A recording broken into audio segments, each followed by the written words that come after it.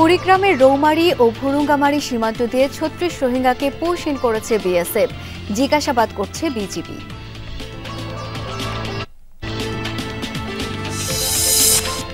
কুমিল্লার মুন্সিরহাট ইউনিয়ন ভূমি অফিসে ঘুষ ছাড়া নড়ে না ফাইল, জিম্মি সেবা গ্রহীতারা, ব্যবস্থা নেওয়ার আশ্বাস প্রশাসনের। আমি আসলে আগে দিছি ৮,০০০ টাকা, এখন আরো ২,৫০০ টাকা দিছি। স্ট্রিক্টভাবে সে আইনানুগ ব্যবস্থা দ্রুততম সময়ের মধ্যে নেওয়া হবে। আপনি যদি সেই তথ্য প্রমাণ যেগুলো আছে সেগুলো যদি দেন, তাহলে আমাদের যারা ঊর্ধ্বতন কর্তৃপক্ষ আছে তার বিরুদ্ধে অবশ্যই এটা ব্যবস্থা নেব। ব্রাহ্মণবাড়িয়ায় বালু খেকোতে দৌড়াতে ভাঙন ঝুঁকিতে মেঘনা তীরের ২ গ্রাম, ইজারার মেয়াদ শেষ হওয়ার পরও বালু উত্তোলন। কিছু কিছু লোক আরো জড়িত হয়ে এই গ্রাম পুরাটা কাটতে নিয়ে যেতেছে, অবৈধভাবে বালি কাটতেছে জোর জবরদস্তি করে। বিভিন্ন অংশে কিন্তু নদীর পাড় ভেঙে গেছে, তারপর ফসলি জমি বিলীন হয়ে গেছে, মানুষের বাড়িঘর নদীতে বিলীন হয়ে গেছে।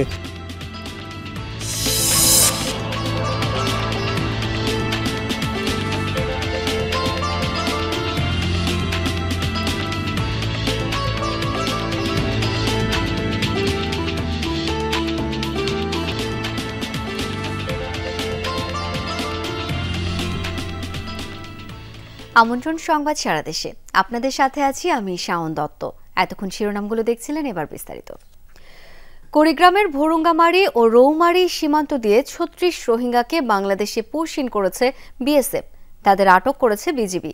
এছাড়া রোহিঙ্গাদের সাথে ৮ বাংলাদেশিও রয়েছে। বিষয়টি নিশ্চিত করেছে কুড়িগ্রাম ২২ বিজিবি ও জামালপুর ৩৫ বিজিবি।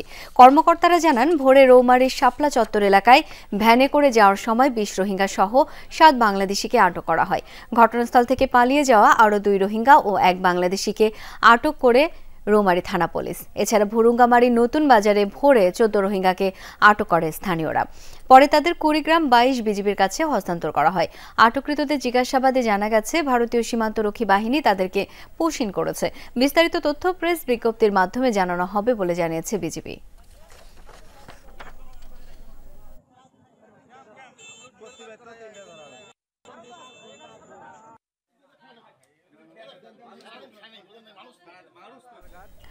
দর্শক, এই বিষয়ে বিস্তারিত জানবো। কুড়িগ্রাম থেকে এখন যুক্ত হচ্ছেন সহকর্মী নাজমুল হোসেন। নাজমুল, সীমান্তের ঠিক কোন এলাকা দিয়ে তাদেরকে পুশ-ইন করা হলো, কিছু জানতে পেরেছেন কি? বিজিবি কি বলছে? শাওন, আপনি যেমনটি বলছিলেন সংবাদে, সেই কথাগুলো এখন পর্যন্ত বিজিবি আমাদেরকে নিশ্চিত করেছে। তবে সীমান্তের যে বিষয়টি আপনি জানতে চেয়েছেন, যে কোন পয়েন্ট দিয়ে তাদেরকে সীমান্ত অতিক্রম করা হয়েছে, এইটা এখন পর্যন্ত নিশ্চিত নয়। তবে আমরা বিভিন্ন সূত্রে জানতে পেরেছি, তাদেরকে বিভিন্ন সীমান্তে যেসব কাঁটাতার নেই, এরকম বিভিন্ন অঞ্চলগুলো দিয়ে তাদেরকে পুশ-ইন করা হয়েছে। রৌমারীতে এবং কুড়িগ্রামের ভুরুঙ্গামারী উপজেলায়। আমাদের আসলে কুড়িগ্রাম জেলায় প্রায় ৩০০ কিলোমিটার রয়েছে ভারতের ৩টা রাজ্যের সীমান্ত এলাকা। এখানটায় ৫০ থেকে ৬০ কিলোমিটার নদীপথ এবং স্থলপথে দেখা যায় যে সীমান্তের কাঁটাতার নাই। আমাদের ধারণা এবং স্থানীয়দের অনেকের ধারণা, এই নদীবেষ্টিত চরাঞ্চল যেসব রয়েছে কাঁটাতার বিহীন সেই সব জায়গা, আবার সমতল যেসব জায়গা রয়েছে স্থলভাগে, সেখানটাও কাঁটাতার নাই। এই অঞ্চলগুলো দিয়ে হয়তো বা তাদেরকে পুশ-ইন করা হয়েছে।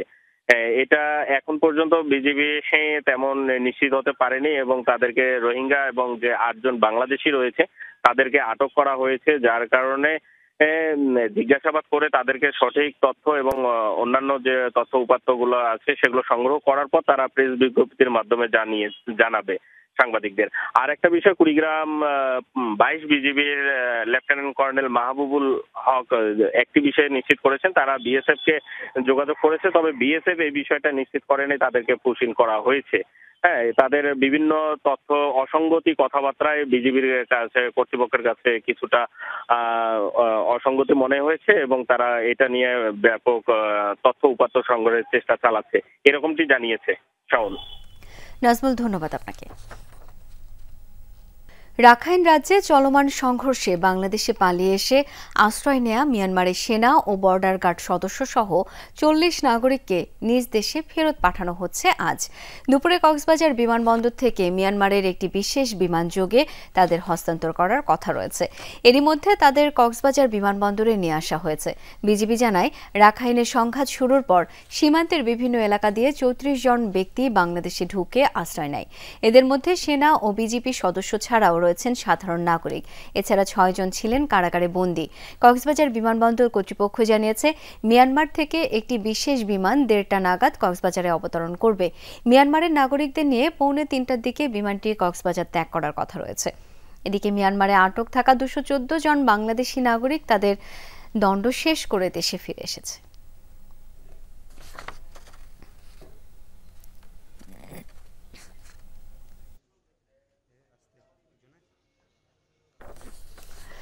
বরিশাল বিশ্ববিদ্যালয়ের উপাচার্যের পদত্যাগের এক দফা দাবিতে অবস্থান কর্মসূচি পালন করছে শিক্ষার্থীরা। এ বিষয়ে বিস্তারিত জেনে নিতে চাই, যোগ দিচ্ছেন সহকর্মী কাউসার হোসেন। কাউসার, বিশ্ববিদ্যালয়ের একাডেমিক কার্যক্রম চলছে কিনা সেটি একটু বলবেন। দাবি আদায়ে কি বলছেন শিক্ষার্থীরা? বরিশাল বিশ্ববিদ্যালয়ের উপাচার্য ডক্টর সুচিত্রা শর্মিনকে স্বৈরাচারের মনোভাব নিয়ে বিশ্ববিদ্যালয় পরিচালনা করছেন এবং অভিযোগে গতকাল থেকে তার পদত্যাগের দাবিতে এক দফা দাবিতে বরিশাল বিশ্ববিদ্যালয়ের শিক্ষার্থীরা নানা কর্মসূচি পালন করছেন। এবং গতকাল আমরা দেখেছি যে প্রশাসনিক যে ভবনগুলো রয়েছে সেই ভবনগুলোতে তারা তালা ঝুলিয়ে দিয়েছিলেন এবং আজও কিন্তু সেই প্রশাসনিক ভবনের যে কার্যক্রম সেগুলো বন্ধ রয়েছে। তবে শিক্ষার্থীরা বলছেন যাতে শিক্ষার্থীদের শিক্ষা কার্যক্রম চলমান থাকে, এর জন্য কিন্তু তার এখানকার শিক্ষার্থীদের যে ক্লাস কার্যক্রম বা পরীক্ষা কার্যক্রম সেটি চলমান রয়েছে এবং যখনই শিক্ষার্থীদের সুযোগ পাচ্ছেন তাদের ক্লাস শেষে এসে এই তাদের যে কর্মসূচি সেই কর্মসূচি অংশ নিচ্ছেন। এবং শিক্ষার্থীরা বলছেন যে যতক্ষণ পর্যন্ত বরিশাল বিশ্ববিদ্যালয়ের উপাচার্য সুচিত্রা শর্মিনকে অপসারণ করা না হবে বা তিনি যতক্ষণ পর্যন্ত পদত্যাগ না করবেন তাদের যেই কার্যক্রম চলমান থাকবেন। এবং তারা আজকের যে অবস্থান কার্যক্রম এর পাশাপাশি তারা জানিয়েছেন যে কিছুক্ষণ পরে উপাচার্যের যে বাসভবন রয়েছে সেই বাসভবনে তারা তালা ঝুলিয়ে দেবেন এবং প্রতিদিনই নানা কার্যক্রম তারা পরিচালনা করবেন। এবং বিশেষ করে যে দাপ্তরিক যে শাটডাউন সেটি কিন্তু গতকাল থেকে চলমান রয়েছে, কোনো কর্মকর্তাই কিন্তু তাদের যে দাপ্তরিক কার্যক্রম সেটি করতে পারছেন না। তবে শিক্ষার্থীরা এটি স্পষ্ট করেছেন যে শিক্ষার্থীরা যাতে ক্ষতিগ্রস্ত না হয়, তারা যাতে সেশন জটের মধ্যে না পড়ে, এজন্য শিক্ষা কার্যক্রম পরীক্ষা কার্যক্রম চলমান রয়েছে। তবে সুচিত্রা শর্মিন পদত্যাগ না করা পর্যন্ত তারা এই তাদের যে অবস্থান কর্মসূচি সেটি চালিয়ে যাবেন। এবং বেশ কয়েকদিন ধরেই কিন্তু বরিশাল বিশ্ববিদ্যালয়ে যারা শিক্ষার্থীরা রয়েছেন তারা 4 দফা দাবিতে আন্দোলন করে আসছিলেন, তাদের নানা সমস্যার কথা তারা কিন্তু বলেছিলেন এবং সেই সমস্যার সমাধান না হওয়ায় কিন্তু তারা একবারে এক দফা দাবিতে তারা চলে গেছেন এবং এক দফা দাবিতে তারা এই তাদের যে অবস্থান কর্মসূচি গতকাল থেকে পালন করছেন। তবে ভিসি কয়েকদিন আগে এক সংবাদ সম্মেলনে জানিয়েছিলেন যে শিক্ষার্থীদের যে দাবি দেওয়া বেশ কিছু দাবি দেওয়া তারা পূরণ করেছেন এবং পর্যায়ক্রমে সব দাবি দেওয়াই কিন্তু পূরণ করা হবে। এরই মধ্যেই কিন্তু শিক্ষার্থীরা ভিসির এক দফা দাবিতে অর্থাৎ তার পদত্যাগের দাবিতে তারা অবস্থান নিয়েছেন। কাউসার, ধন্যবাদ আপনাকে। মেহেরপুর কুষ্টিয়া আঞ্চলিক মহাসড়কে ডাম ট্রাক মাইক্রোবাসের সংঘর্ষে 3 জন নিহত হয়েছেন, আহত হয়েছেন আরও 4 জন। মঙ্গলবার রাত 11:30টার দিকে শুকুরকান্দি এলাকায় এই দুর্ঘটনা ঘটে। স্থানীয়রা জানায়, গাংনী উপজেলা স্বাস্থ্য কমপ্লেক্স থেকে কুষ্টিয়া মেডিকেলে নিয়ে যাওয়া হচ্ছিল ডায়রিয়া আক্রান্ত ফজিলা খাতুনকে।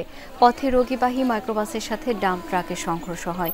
গুরুতর আহত হন মাইক্রোবাসে থাকা 8 জন। পরে স্থানীয়রা তাদের উদ্ধার করে কুষ্টিয়া মেডিকেলে নিয়ে যায়। সেখানে চিকিৎসাধীন অবস্থায় মারা যান আক্তার বানু। তার ভাতিজা শাহিন ও মাইক্রোবাস চালক জামালের অবস্থার অবনতি হলে তাদের রাজশাহী পাঠায় চিকিৎসক। হাসপাতালে নেয়ার পথে 2 জনের মৃত্যু হয়। এদিকে দুর্ঘটনাস্থল থেকে ডাম্প ট্রাক ও মাইক্রোবাস জব্দ করেছে পুলিশ। অসুস্থ ছিল গাংনী থেকে ওরা যেরকম কুষ্টিয়া নিয়ে যেতে হবে, এরপর আমার চাচা সাথে নিয়ে কুষ্টিয়া যাচ্ছিল, বুঝছেন। যাওয়ার পথে শুকুরগঞ্জে অ্যাক্সিডেন্ট হয়ে ড্রাম ট্রাক ওই ট্রাককে ডাইরেক্ট গাড়ি মেরেছে, হয়তো বের হইতে গেছিল, দিয়ে অ্যাক্সিডেন্ট হয়েছে। রাজশাহী নিয়ে যেতে যেতে কুষ্টিয়া পার হয়ে ভেড়া মারার আগেই মারা গেছে। বিভিন্ন জেলায় বিআরটিএ অফিসে অভিযান চালাচ্ছে দুদক। খতিয়ে দেখা হচ্ছে অনিয়ম দুর্নীতির অভিযোগ। এ বিষয়ে আরও জেনে নেব। পাবনা থেকে এখন যুক্ত হচ্ছেন সহকর্মী কলিট তালুকদার। কলিট, বিআরটিএ অফিসে কি ধরনের অনিয়ম দুর্নীতির অভিযোগ রয়েছে, দুদক কর্মকর্তারা কি বলছেন জানাবেন। শাওন, আসলে ড্রাইভিং লাইসেন্স নবায়ন, রেজিস্ট্রেশন দেওয়া সহ বিভিন্ন অভিযোগে আজকে পাবনা বিআরটিএতে কিন্তু দুদক যে অভিযান চালাচ্ছে, আমি যদি দেখাই যে দুদকের যে অভিযান সেটি কিন্তু চলছে। আর বিআরটি যেটা বলছে যে বিআরটিএর আসলে এখন অনলাইন হওয়াতে তাদের অনিয়ম করার সুযোগটি কম। তবে দালালদের যে দৌরত্ব সেটি কিন্তু এখানে রয়েছে। আমি দুদকের যিনি আজকে নেতৃত্বে আছেন পাবনা কার্যালয়ের সহকারী পরিচালক সাধনচন্দ্র সূত্রধর, তার কাছে জানতে চাই আসলে আপনারা কি ধরনের অভিযান, কি কারণে অভিযান চালাচ্ছেন এবং কি ধরনের এখানে অনিয়মের সত্যতা পেয়েছেন? ধন্যবাদ আপনাকে।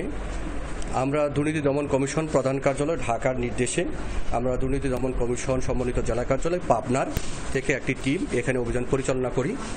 অভিযান পরিচালনাকালে আমরা এখানে যে অনিয়মের যে দৃশ্যগুলো আমরা দেখতে পাই, যে গ্রাহকদের যে হয়রানির বিষয়টা এখানে আমরা পরিলক্ষিত হয়েছে। বিভিন্ন সেবা প্রার্থীদেরকে জিজ্ঞাসা করেছি, জিজ্ঞাসাবাদে 2-1 সেবা প্রার্থী তারা যে ভুক্তভোগী এখানে সেই চিত্র তুলে ধরেছেন।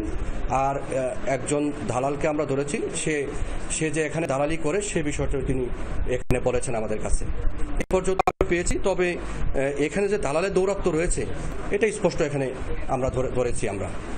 তবে সেবা প্রদানে যে বিষয়টি আছে, কিছু কিছু কর্মকর্তারা সেবা প্রদানে আগ্রহী, কিন্তু ওনাদের মুখ থেকে আমরা যেটা শুনতে পারছি যে ঊর্ধ্বতন কর্তৃপক্ষ যারা আছে তারা দিক নির্দেশনা দিলে তারা কাজ করতে পারে। শাওন, যেটি শুনছেন আসলে এখানে যে দালালদের দৌরাত্ম্য রয়েছে সেটি আসলে দুদকও পেয়েছে, তবে বিআরটির যেটি তারা বলছে যে অনলাইন হওয়াতে তাদের অনিয়ম করার সুযোগটি খুবই কম। শাওন। কলির, ধন্যবাদ আপনাকে। ঘুষ দুর্নীতির আখড়া কুমিল্লার 14 গ্রামের মুন্সিরহাট ইউনিয়ন ভূমি অফিস। অভিযোগ, উৎকোচ ছাড়া হয় না কোনো কাজ, এতে ভোগান্তিতে সেবাগ্রহীতারা। যমুনা টিভির অনুসন্ধানে মিলেছে সত্যতা, তদন্ত করে ব্যবস্থা নেওয়ার আশ্বাস প্রশাসনের। দৃশ্যটি গেল 3 ফেব্রুয়ারির 14 গ্রামের মুন্সিরহাট ইউনিয়ন ভূমি অফিস। যিনি টাকা গুনছেন তিনি একজন সেবাগ্রহীতা। অভিযোগ, সহকারী কর্মকর্তা কাজী ইউসুফকে তিনি দিচ্ছেন জমি খারিজের ঘুষের 8,000 টাকা। ঘটনার অনুসন্ধানে নামে যমুনা টিভি। ঘুষের বাকি টাকা নিয়ে ভুক্তভোগী জমির মালিক রাকিব হোসেন যান ভূমি অফিসে। এবার হাতে নাতে ধরা পড়েন অফিস সহকারী মনিরুজ্জামান।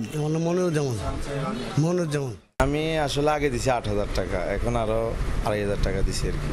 সত্য যেটা এটাই বলছি, মিথ্যাটা বললাম না। 1100, 2200 টাকা, 1100-2300 টাকা না, অনলাইনে ওই 10 টাকা 20 টাকা বেশি না তো। আমি নেই না, এখানে তো আমার কাছে প্রমাণ আছে, টাকাটা নেই নাই ভাই, টাকা নেবে কেন? কোন কারণে অনেক বলছে এটা তো নেই করতে। অভিযোগ আছে, ঘুষ দুর্নীতির স্বর্গরাজ্যে পরিণত হয়েছে ভূমি অফিসটি। জিম্মি সেবা নিতে আসা মানুষ। একটা খারিজে ধরেন লক্ষ টাকার রেকর্ড আছে, এমনি ধরেন 8-10,000 নিচে খারিজ হয় না। আমরা সরকারি বেতন দেয় না, আমরা আমাদের নুনকে আমাদের দিকে আমরা থুতু ফেলবেন কেন? আমি 3টা কাজ দিছি, ওনার সাথে আমার কন্ট্রাক্ট হয়েছে 18,000 টাকা। এগুলো ঘুরায় মানুষদেরকে অনেক হয়রানি করে, এটা তো ঠিক না। জমি খারিজে সরকার নির্ধারিত ফি 1,170 টাকা। অফিসেও নেই আর্থিক লেনদেনের নিয়ম, তাই ঘটনাটি খতিয়ে ব্যবস্থা নেওয়ার আশ্বাস দিলেন প্রশাসনের কর্মকর্তারা।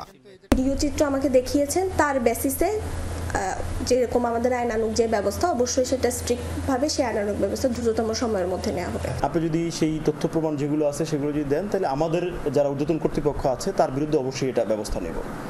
কেউ আইনের ঊর্ধ্বে নয়। 13টি ইউনিয়ন ও একটি পৌর ভূমি অফিস রয়েছে 14 গ্রাম উপজেলায়। ওবায়দুর রহমান, যমুনা নিউজ।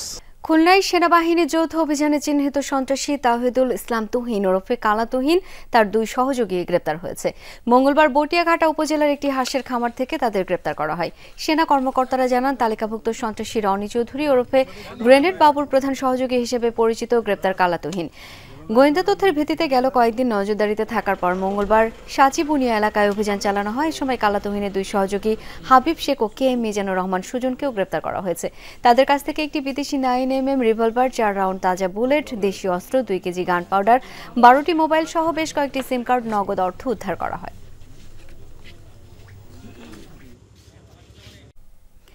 বালুখেকোদের দৌরাত্মে ভাঙন ঝুঁকিতে দিন কাটছে ব্রাহ্মণবাড়িয়ার মেঘনাদ তীরবর্তী 2 গ্রামের মানুষের। বালুমহলের ইজারার মেয়াদ শেষ হলেও অবৈধভাবে ড্রেজার দিয়ে চক্রটি প্রতিদিনই বালু উত্তোলন করছে। এমনকি কৃষি জমি ও চর থেকেও বালু নেয়ার অভিযোগ তাদের বিরুদ্ধে। দিনের আলোয় সবকিছু হলেও নির্বিকার প্রশাসন। দেশীয় অস্ত্র নিয়ে মেঘনার তীরে প্রস্তুত 2 গ্রামের মানুষ। কোনো সংঘর্ষ সংঘাত নয়, বালুখেকোদের বিতাড়িত করতে এভাবেই প্রতিরোধ গড়ে তোলে ব্রাহ্মণবাড়িয়ার নবীনগর ও বাঞ্ছারামপুরের মানুষ। অভিযোগ রয়েছে প্রমত্তা মেঘনা থেকে অবৈধভাবে ড্রেজার দিয়ে বালু তুলছে একটি চক্র। ইজারার মেয়াদ শেষ হলেও চক্রের সদস্যরা কাজ করছে বিরামহীন। নদীর তলদেশ থেকে পাওয়া না গেলে কৃষি জমি এবং জেগে ওঠা চরগুলো বাছাই করে চক্রটি। এতে বর্ষা মৌসুমে ভাঙন ঝুঁকিতে তীরবর্তী গ্রামগুলো। গৃহস্থ মানে যারা খেতে আছে এখানে সম্পূর্ণ শেষ হয়ে যাবে, নিঃস্ব হয়ে যাবে একবারে। কিছু কিছু লোক এই যে ধরাভাঙ্গা লোক এবং কিছু কিছু লোক আরো জড়িত হয়ে এই গ্রাম পুরাটা কাটতে নিয়ে যাইতেছে। এরা আমরা বাধা দিলে এরা জোরে কাটবো। গ্রামবাসীর বাধার মুখে অস্ত্র নিয়ে আসে বালুখেকরাও। দিনের আলোয় অবাধে কাটছে চর ও নদীর পার। এত কিছুর পরও প্রশাসনের পক্ষ থেকে কোনো পদক্ষেপ নেওয়া হচ্ছে না বলেও অভিযোগ উঠেছে। তারা অবৈধভাবে বালি কাটতেছে জোর জবরদস্তি করে, এবং তারা স্পিড বোট নিয়ে আসে, যন্ত্রপাতি নিয়ে পিস্তল নিয়ে এলাকার মানুষকে দাওয়া করে জোর করে তারা বালি নিতে যাচ্ছে। আমরা গলি হন্ত করছি, আমরা দেশ উঠতে গিয়া তখন আমরা সারা ইউনিয়ন মিলছি আর কয়েকজন মিলছি, বালু অস্ত্র যেমন লাগে আমরা বাতাস ঠিক। বিভিন্ন অংশে কিন্তু নদীর পাড় ভেঙে গেছে, তারপর ফসলি জমি বিলীন হয়ে গেছে, মানুষের বাড়িঘর নদীতে বিলীন হয়ে গেছে। ইজারার মেয়াদ শেষ হয়েছে এবং অফিসিয়ালি এখন আর আমাদের নবীনগর উপজেলায় কোনো বালু মহল নেই এবং বালু উত্তোলনের কোনো সুযোগও নেই। বালুখেকোদের বিরুদ্ধে অভিযোগের ভিত্তিতে ব্যবস্থা নেওয়ার আশ্বাস পুলিশের। এটা পুলিশেরও জুরিসডিকশন, পাশাপাশি আমাদের থানা পুলিশেরও যদি আওতাধীন হয় এবং এখতিয়ারভুক্ত হয়, অবশ্যই আমরা এই বিষয়গুলো দেখব। গত 13 এপ্রিল শেষ হয়েছে এখানকার বালুমহলের ইজারার মেয়াদ।